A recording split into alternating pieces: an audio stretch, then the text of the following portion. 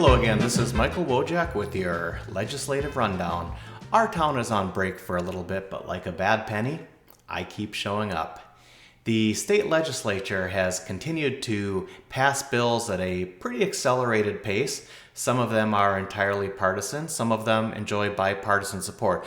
We're going to get to some of the ones that have passed here in the last week. First up this week is the Driver's License for All bill. This is the incredibly controversial bill that will provide driver's license for undocumented immigrants here in the state of Minnesota. This has passed a number of other states, and principally the reason for supporting a bill like this is it's an acknowledgement of the situation that we do have a lot of folks here who are undocumented, and having them legally authorized and trained to operate an automobile is seen as a less harmful approach than simply having people driving without driver's license.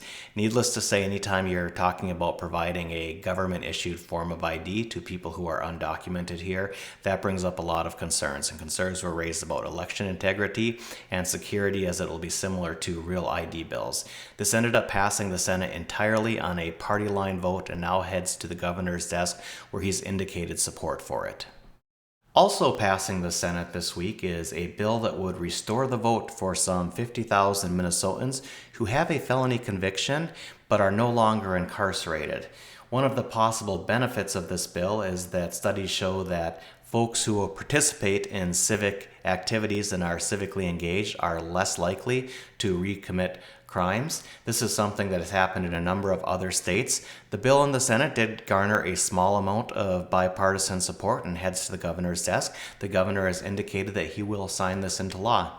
It's been a number of years since the U.S. Supreme Court struck down prohibitions on sports gambling. Since that time, a number of states have implemented legalized sports gambling. As of yet, that has not happened in Minnesota, and part of that is the unique relationship between our tribes and the right to hold gambling in the state of Minnesota. It does appear there's an agreement on the table which perhaps will allow Minnesota to go down this path. It's probably something that's inevitable because the internet kind of brings gambling to all places, but we'll see if that makes it into law this session as well. Finally, local representative Tina Liebling has sponsored House File 1030. What this bill would do is it would eliminate co-pays and cost shares under certain public programs like Minnesota Care. This can be important because people of limited financial means will sometimes be dissuaded by these fees from seeking medical care at a time it may be much more cost effective to do so. We'll see if that has the ability to become law this session as well. And now, like any good Minnesotan, in the middle of a week with some big storms, it's time to look my best and go shovel some snow. This is Michael Wojak, and I'll catch you next time on our Legislative Rundown.